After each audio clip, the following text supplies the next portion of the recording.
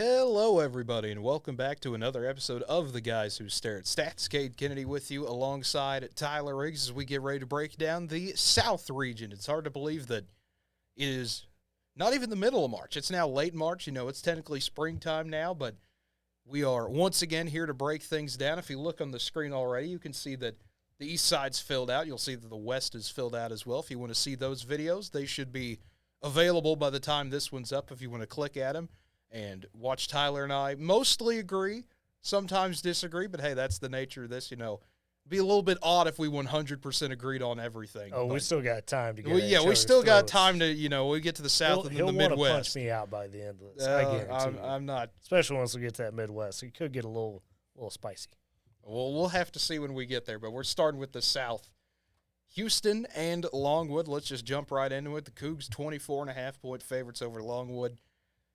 Longwood, we talked about, you know, some people are going to laugh. It is a funny name. You know, if you're into funny name upsets teams, you had Fairleigh Dickinson, you've had St. Peter's, you've had Oral Roberts, you've had names that you never think of. Some people think Longwood is the next step in that prophecy of funny name teams.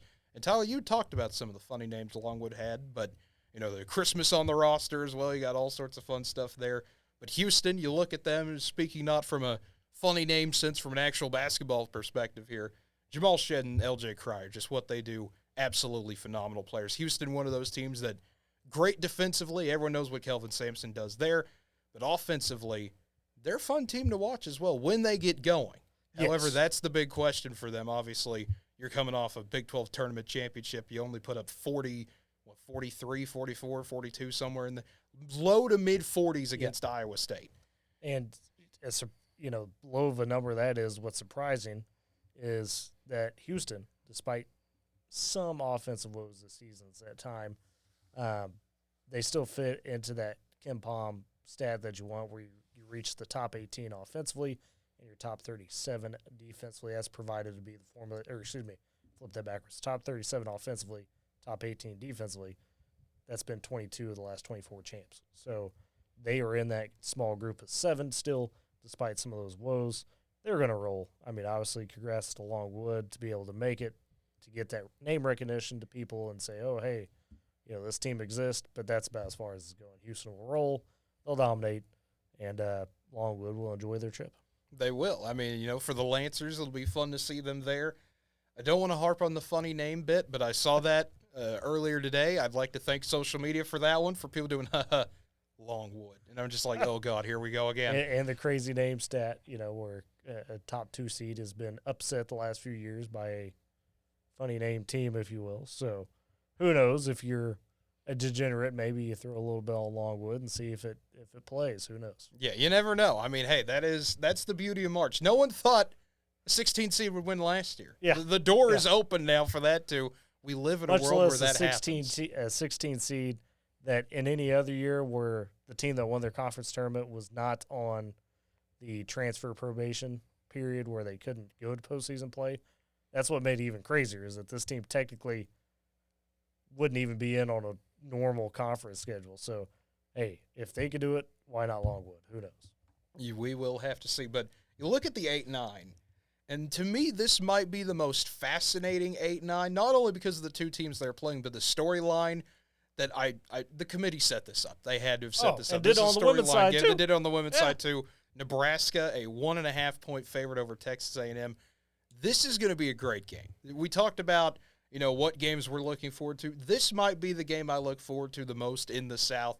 When you've got a guy like Wade Taylor IV for Texas A&M, you're one of those guys that is just almost begging to be that March hero we talk about for the next few years. You know, I'll remember where he was. Wade Taylor IV hit this big 3. This is a guy that goes off against just about everybody. But A&M's usually not a good shooting team. It really depends on where Taylor is. For Nebraska, Fred Hoiberg, what he's done at Nebraska, I mean, obviously he was a great coach at Iowa State. Now he's back in the college world and has Nebraska knocking on the door, still trying to get their first ever tournament win for Nebraska ball. And they've got great players as well. Keisei Tominaga, he is someone that's been really fun to watch. Yeah. Great story, like you mentioned. It's really hard to pick a winner in this one. 2 fun teams. Then, of course, the drama of the athletic director, Trev Alberts, going from Nebraska to Texas A&M. You mentioned Nebraska and A&M playing each other on the women's side as well. If there's some other tournament coming up, if they somehow are both good enough in baseball, I wouldn't be shocked. Did we check the wrestling championships? I don't know. Do they got wrestling? I don't know. Nebraska's got bowling on the women's side. I don't know if A&M does too. That's I don't know. I think we're getting there. But either way, should be an absolute thriller of a game. It should. And here's the thing. Give me Nebraska. I think they're playing just a bit better down the stretch. It should be a star matchup you mentioned between Tamanaga and Taylor IV, two really fun players. It's going to be one of these games where it's sad to see one of these teams go, but I'll just barely take Nebraska just a little bit, get that magic going, get that win, and then die to Houston next round, both of these teams. Tyler, I can't believe it. We actually agree on an 8-9 matchup. Holy smokes. Nebraska. Where's the bill? Getting the win. Yeah, we need some sort of prop in here. I don't know, but we actually agree on. I think Nebraska's just a bit better. They showed it in their game against Illinois where, yes, it's heartbreaking to blow a 10-point lead like they did, but I think that shows more what Illinois is capable of as well. Obviously, you could look at the screen and see where Illinois is projected to go, at least in my bracket. Tyler differs a little bit for me. You'd have to watch that video to find out what he thinks about them. But we got to move on to the 12-5 because James Madison, 31-win James Madison playing a tough Wisconsin team in the 5-12. Badgers favored by 5.5. I think the Badgers are overrated. Give me James Madison. I know the analytics won't quite say necessarily that James Madison's up there. Terrence Edwards Jr., though, star player, 17 points a game. And this team shoots 54% inside the arc. They did that during conference play. So they learned to take advantage of some of those easy and smart shots. I think they've got the juice to beat Wisconsin. I just don't see Wisconsin as good of a team as some others have them. Some of the analytics like Wisconsin quite a bit. I think James Madison gets them in that classic 12/5. And see, I do like Wisconsin. I think they're a good team. I think they are one of those kind of well-rounded, that slower pace of play we talk about at times. You look at a good guy like Chucky Hepburn or what he's able to do. However, this is not the draw you want. I like James Madison. This is a team that knows how to win these type of games. I said 31 wins to start off for a reason. They are a group that knows how to win. And when you're a 12 seed, that might be the most dangerous thing. When you have all of that experience already built up throughout the season. Not to say Wisconsin's not. They're a very experienced team as well. But I think in a year where it feels like most of the 5s are better than their 12s, at least in terms of either actual talent or matchup-wise, this is the one that sticks out to me, James Madison beating Wisconsin. We agree again. Holy smokes. I know. And long live the Dukes. I know. Will we agree on the next one, though? Duke and Vermont. Probably. I think Duke's going to win this one. Duke is just one of those. They're weird this year. Maybe one of their weirder teams I can think of. You've got Kyle Filipowski, of course, who's a phenomenal player regardless of what you think about his tripping policy. Some people don't like that, but Duke is Duke. They're one of those teams that you always feel like they're going to make a run. Even when they're not that great, by Duke standards, a 4 seed, not that great for them. Sure. But still, they have that ability. People are going to pick them. And then you have Vermont. And I know I've given you my spiel about Vermont before, but I'll give it here on the channel here just to make it known. I like watching Vermont. They're one of those weird teams that every year I want to break my hopes. I would say this is the year Vermont will get it done because, and I never have a because. I just like the idea of Vermont winning a game like they did against Syracuse a long time ago. I can't find a reason for Vermont to win, but I want to wish them the very best success, especially because they're playing Duke. I mean, you got to root against Duke. That's an American thing right there. Duke's 12.5-point favorites, but they're going to get the win. So I'll give you a reason to root for Vermont. They are in the vein of the St. Mary's, the Virginias of the world, where they like playing at that slower pace, and they do it efficiently. They don't turn the ball over all that often. And the players know the system well. Coach Becker's philosophy is tried and true, like many others. They've really run the American East for quite a bit now. That being said, though, the metrics actually really like Duke in the sense that they are one of those 7 teams that reach that magical, top offense and defense number in the Ken Palm. So Vermont, I think, just has somebody that hates them on the committee because it seems like last few years when they made it, they just get the worst possible first-round matchup where you say, man, if they had, another team, they could do this. And so for Vermont, it's another situation where Duke's not the team you wanted to see. You wanted that Wisconsin, that James Madison got or something like that. So it's unfortunate for them. But, yeah, I think Duke has enough in the end, star power-wise, to get over the Catamounts. Vermont may keep them honest for a little bit, but I think Duke pulls away. And that will bring us to the bottom side of the bracket. Texas Tech and NC State, the 6 versus 11. We talked about this is turning into one of those trendy upsets. Red Raiders still 4.5-point favorites, but NC State, you talk about momentum, being that 11 seed, DJ Burns. You got to love a big man that can, do just about anything. You give him the ball, he's going to slow everything down to his pace, go one-on-one and win in the paint, or kick out and hit a 3 like he randomly did against North Carolina, which was kind of one of those signs that game they should have just called it then. Right. When you've got a big guy like that shooting threes, you just know it's not your day. Yeah. It's one of those NC State will have their way type of moments. A lot of people like NC State to win in this game against Texas Tech, Tyler. Count me in, baby. One of the best quotes probably pre-tournament.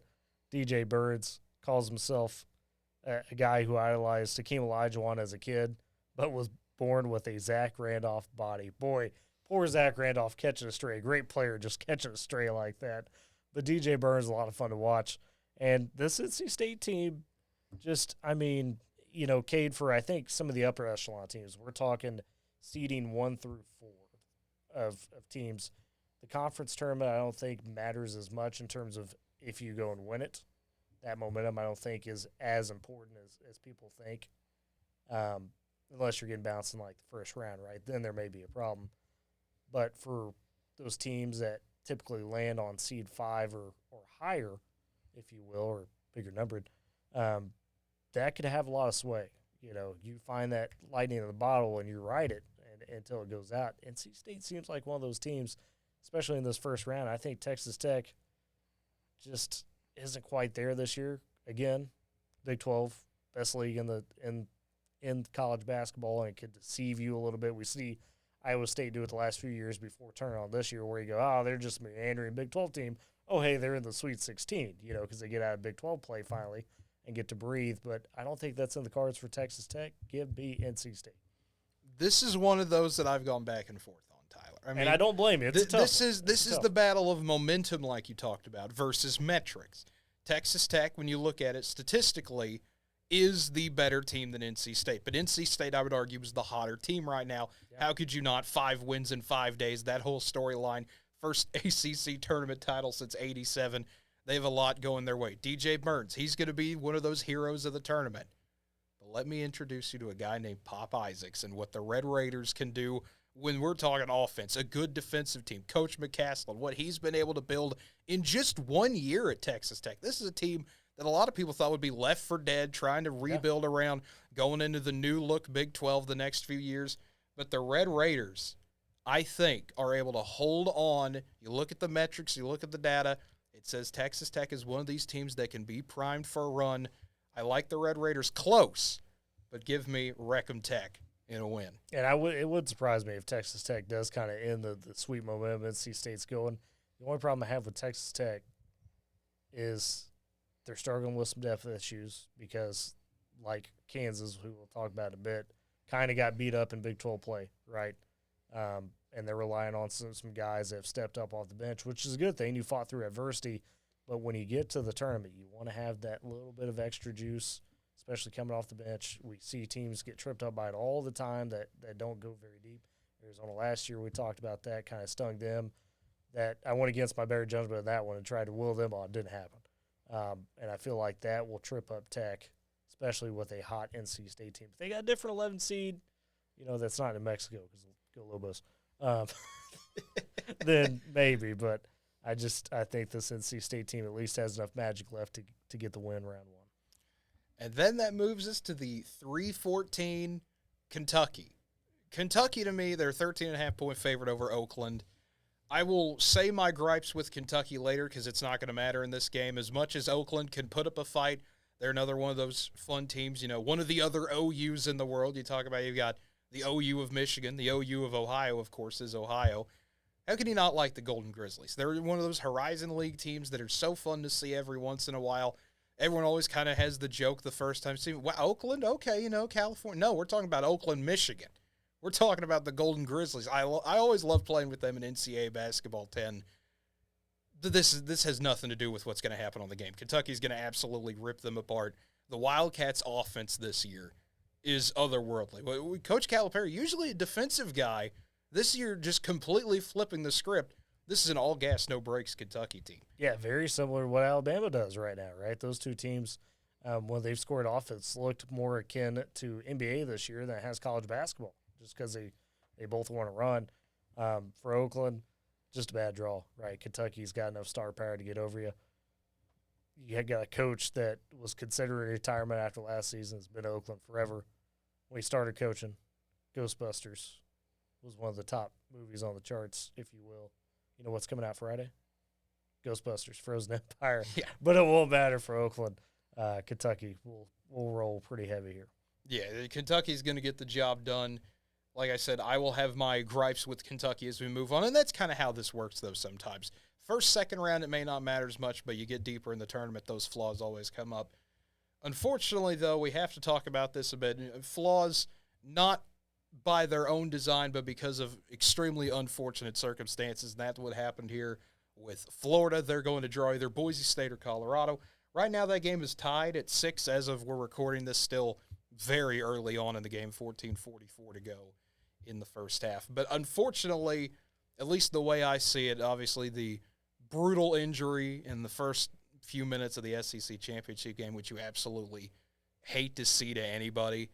I think that already was a big factor going into this one for me, that can Florida compete with whoever gets out of that?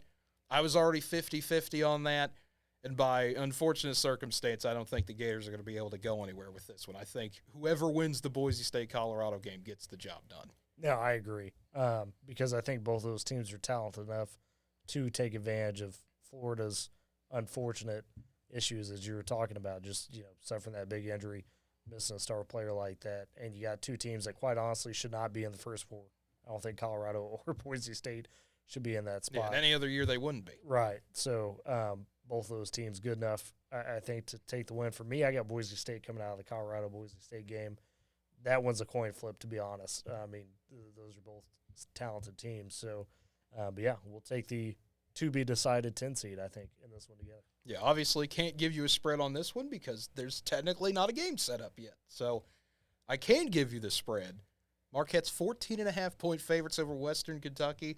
This is one of those weird ones, though, because you don't know if Kolek's going to play for Marquette or not. You'd like to think he does. It is the tournament. They're saying Kolek will. Okay. And we're assuming that Shaka Smart is not pulling the Bill self. Oh, yeah, McCullers will play just before the tournament to make sure that the committee seeds him in a decent manner. I think Kolek plays. Now, how healthy he is, is he playing at 85, 90%, whatever, that's probably the bigger question for their long-term future in the tournament. But for round one, going to be enough to get past Western Kentucky. And to be honest, they could probably do it without Kolek, although it might get a little uncomfortable at times because they probably wouldn't cover the spread. But I think Kolek probably plays, maybe not all that much, and Marquette rolls. As much fun as it would be to see the Hilltoppers continue to have some success, Western Kentucky, they're one of those fast and loose teams. They'll want to push the tempo a little bit, but they're sometimes a little bit too fast for their own good, kind of watching them in their Conference USA tournament.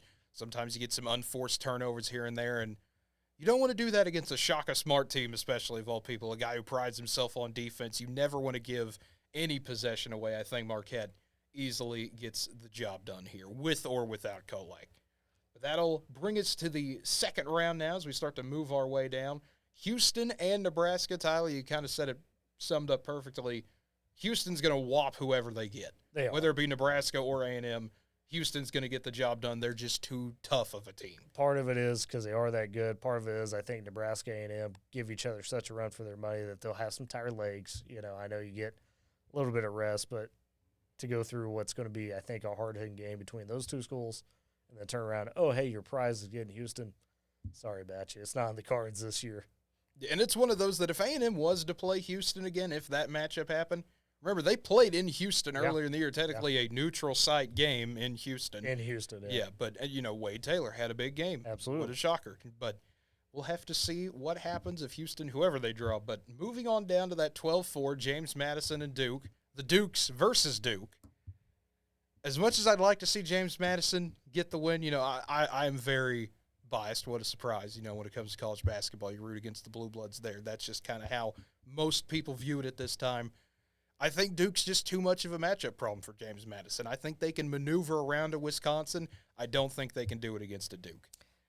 I'm in the same boat as you. I'd love to see James Madison, like my heart's wanting James Madison to just pull off this upset. But in my bracket, I'm picking Duke, and I disgust myself with that. But they just have a little bit too much star power. And I don't think this Duke team is quite where FAU was last year, who made that miracle run where, they have that explosion. Last year we talked about with FAU, they profiled really well the analytics. They had that grittiness. James Madison's won a good amount of games, but I don't know if they've got quite that same level of toughness needed to get past the Duke team. And I agree with you. I think Duke is able to get the job done, and that will send us on down to another team that people like to root against, Kentucky, taking on Texas Tech in my bracket. For you, it's Kentucky meeting the Wolfpack of NC State. I'm very pro Wolfpack in this tournament. You are. You are. I mean, you the leader of the Wolf is the pack, and you appear to be one with them. So this is going to be one of those weird games for me because Texas Tech, I feel like, is in one of those good positions if they do draw Kentucky. Kentucky, great offensive team, but their defense at times. I mean, trying to watch their games. Same thing with Alabama. Same thing with Alabama. They mirror each other too much, and that defense, especially in the tournament, in a one-game elimination scenario, can really bite you hard if you're not on it. So either Kentucky's got to find a way to take a leap in a short amount of time defensively, or, as you're getting ready to allude to, you run into that one team that could expose those defensive woes, and then you're done. You're getting beat because you will get outpaced in that. That being said, on my side with NC State, I think the magic stops because they just don't have the talent quite. Kentucky gets a little lucky with NC State beating Tech. I do agree with you that if Tech gets them, Tech might be able to make that game work in their favor and quietly sneak into the Sweet 16. Yeah, and that's where I'm at. I've seen a lot of people, and they give some valid reasons, the offense of Kentucky, but everyone always has this weird hinge that Kentucky is going to turn it around because it's March. Right. Texas A&M just dropped, 90-something on them the other day in the SEC tournament? Yeah. They've given up, watching them give up 80 to, everybody, whether it be from an Alabama to an Arkansas. It doesn't really matter how good you are. Kentucky's been giving up a lot of points. Their fan base is nearly torn all the hair out of their head this year trying to watch and figure out how do we fix this defense. And I think for as great of an offense as they are, for great shooters they have, great players like Reed Shepherd, this is where the road ends. Texas Tech might be outgunned, but the Red Raiders keep on riding and the guns stay up for Texas Tech. And I'll say this, if you're out there filling out the bracket, and you're trying to figure out some of these potential upsets, who's that magic team? When we go through it, I feel like pretty well here. Just remember, confidence is a real secret sauce for teams that are what you would consider more middle of the pack. We've seen it with Iowa State the last few years where they get to breathe once they're out of the Big 12 play, and they get into teams that are not as physical as what they've seen throughout conference play, and then they realize, okay, we're not as bad as we may seem on paper, because now looks are coming easier. It's not as physical. They have more room to operate. And what you're talking about, Cade, for potentially Texas Tech in your scenario, I think matches up well because they could fit that profile. Kentucky, when you're a bad defensive team and you're giving people easy looks, yeah, you could match up with them, but at some point you have to buckle down and make some stops. And we've seen time and time again those teams that proven they can't do that, don't do it in the moment. It doesn't matter who you are. It doesn't matter if you're Michigan State or whoever, if you don't play that brand of basketball to begin with, you don't just magically find it come March. Exactly, and that's the problem I have with Kentucky, the problem I've had all year with Kentucky. I keep hearing that the defense is going to be fixed, and it never happens. And, as much as I love subscribing to the idea of outscoring everybody, I'm an offense guy first. You've heard me talk about this I don't know how many times, whether it be you, Tyler, or someone listening, you've heard me talk about this on the channel before. But it doesn't win you games. as much as I'd love to see, every game be 110 to 100, back and forth the entire time, when you come to tournament time, there's a reason why defense wins championships. Yeah. You have to be able to defend. Oscar Tshiebwe's not coming through that door for Kentucky. Yeah. You're not having someone who's elite, whether it be in the paint like him, whether it be a good defensive wing, whether it be a guard, somebody to stop you. I think that's where Texas Tech takes advantage. And moving on to Marquette and either whoever they get in the Boise State-Colorado game in the predictions, I think that's where Marquette can thrive. You have that defensive mindset to go with an already good offense. And it's unfortunate for Boise or Colorado, whichever one comes out of the first 4 game tonight, because that's a tough draw getting Marquette in round 2. If they would have got a Kentucky, been in the Texas Tech spot maybe, or the NC State spot, let's say, since they were both 10 seeds, that would have been a lot more favorable for them. But, yeah, Marquette, at the very least, could hang their hat on some toughness, and that's what will get them by.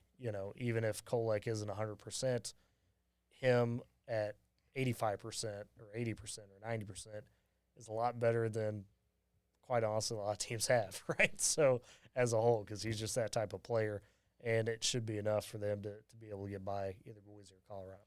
And, yeah, I think Marquette is able to get the job done here, and, I mean, that sets up a fun-looking Sweet 16, no matter which way you look at it, on my side or yours. Houston and Duke. I mean, just what a matchup that would be. I mean, that would be – I think that's what a lot of people want to see. That'd be a absolutely fantastic game. The scrappiness of Houston, one of those teams that, we've talked about it. We're going to continue to talk about it.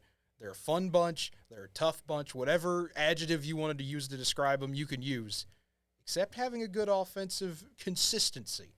Sometimes it goes up and down a little bit. Duke a little bit more consistent on offense. I think that would be the downfall of Houston.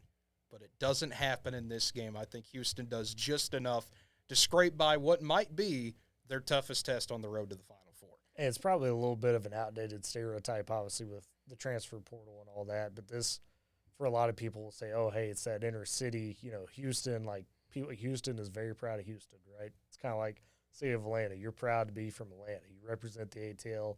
If you're from Houston, you represent Houston. Duke's still seen all these years later as the preppy school, right? You think of the Christian Laettners. You think of the modern version, which would be probably, Grayson Allen. yeah, Grayson Allen. Filipowski might be turning into that villain role. Yeah, you think of insert player here, as long as, J.J. Redick, another one. As long as they've got that Duke jersey on, they're public enemy number one the second they step out on the court. And they usually embrace that. And Duke's always done an amazing job of, someone's got to be the villain in this thing. Might as well be us. And I think that's something they do well. That's going to come in. But I think at the end of the day, Houston's just a better team pound for pound than Duke is, which is something you don't get to say often about Duke, a team that they're just not as talented as them. Yeah, no, and I agree. I think Houston just, has too much. That's where being better tested this year compared to last year in terms of your conference play will matter a lot more for Houston. Go through that gauntlet of the Big 12 and emerge like they did, even though, they got waxed in the championship final. Talked a moment ago about how that for the upper seeds I don't think matters as much. The fact they even got to the championship final, I think it's enough to prove, okay, they're ready for the run. Give me Houston. There we go. So in agreement once again. It's kind of weird seeing us be in agreement on almost that entire top half of the bracket there, but it's one of those brackets, vanilla, though. Yeah. But maybe that will change because you look at Texas Tech versus Marquette on my side, and your side of Marquette taking on Kentucky. I think this is where the road would end for Texas Tech. I think Marquette, as much stuff gets thrown Shaka Smart's way, as being one of those guys who can't win a big tournament game, I think this is the year Marquette's able to turn that around. I think he's able to turn that around. You have Kolek back by this point. By having that identity on both sides of the ball, Marquette is a tough team from a good conference in the Big East, a great conference to some. I think they're in that running easily. Yeah. I think Marquette's able to get the job done, and we get – as weird of a way to say when you look at some of the weird things that happen, still winds up with 1 versus 2. Someone's going to the Final Four. And that's where I'm at. You get a little bit of chaos kind of in the first round or two, but after that it goes pretty chalk. I think Houston, Marquette stand out as the best 2 teams pretty clearly out of this bracket, with Duke saying, hey, we could arguably be right there with Marquette on our best days. And you look at the Elite Eight game that we both are in agreement on here, I think it's Houston again. It is. I think Houston, they're one of those, I don't want to say stuff's been thrown their way, but when you have the game you do against Iowa State, that recency bias can really kick in. Oh, absolutely. And I think to some people, you're going to look at it and go, they just scored, not even 45 against a 2 seed in a championship game. That honestly, do we really want to pick Houston here? Some people are going to have that doubt about it, and I completely get it. It's valid to have. Houston has that trouble sometimes, but I just don't see it, at least in their bracket they have. I think Houston gets the job done. And I feel weird for picking, this will be the third video in a row you've watched me pick a 1 seed to go to the Final Four, and you're going to think this guy's just going to pick all the 1 seeds, isn't he? That's why you look at might my happen. bracket. That's why you look at Tyler's bracket. Because we got some It's sauce. man of the people Tyler here with the chaos going on in his brackets. But I think, I talked about it a little bit. This is one of those years where it feels like, I think the best comparison, and it's going to sound a little weird until I explain it a bit, is 2007 in college football. We had so many weird things happen this year in basketball. We had Chicago State beating Northwestern. What in the world's going on with that? You have Houston come in year 1 and win the Big 12, which Houston's a great team. But then you have some fun stories like UCF beating Kansas out of nowhere. Yep. You have Kansas kind of having a rougher year than we've seen in forever. UConn they're just almost kind of coasting by everybody. Houston's been building up. Purdue's had their weird few slight downs, but they're still back mostly. And then you get to March Madness. We've had maybe the maddest March I can think of in a while. 5 bid thieves on one whole weekend where everything just goes chaotic. But every time it feels like we have the crazier regular season you have, and if you want to count conference tournaments as that kind of weird transition period, the more chalk postseason you have. I don't know how else to explain that, but it feels like you want to save your chaos for the end. Last year felt like we had a little bit more it was a crazy year, I'd say, but not as crazy as what we had this year. And that's why I feel like you get some of these 1 seeds just kind of, they've already rode through the chaos wave. They know how to navigate this. They've handled the pressure. They're going to make it to the Final Four. Exactly. I think in some of those years where you get some of that crazy chaos in the tournament, the recipe is usually what? Your 1 seeds or your 2 seeds or your 3 seeds. Some of those teams maybe didn't get as tested as they should have. Whereas I would say this year, every single one of the 1 seeds have went through some patch of adversity, right? Have went through some moment where they had to self-reflect a little bit and say, okay, we're not maybe as high as mighty as we thought. So when you get that, by the time you get to March, those teams, because they are elite, buckle down, they figure it out, they go, okay, now's where we really got to turn it on, so to speak, and that's why I think you get some of that chalk, because as they say, the cream rises to the top. So when you get all this chaos going on, that's when things clarify a bit more through that, and that's kind of what I think you're coming to in your bracket, which I think a lot of people will, and it's kind of like that test, right? You're taking that big test on the Scantron, filling in those bubbles. And you look down and you realize, oh, crap, I've picked B or C or D or A 5 times in a row. That surely that can't be right.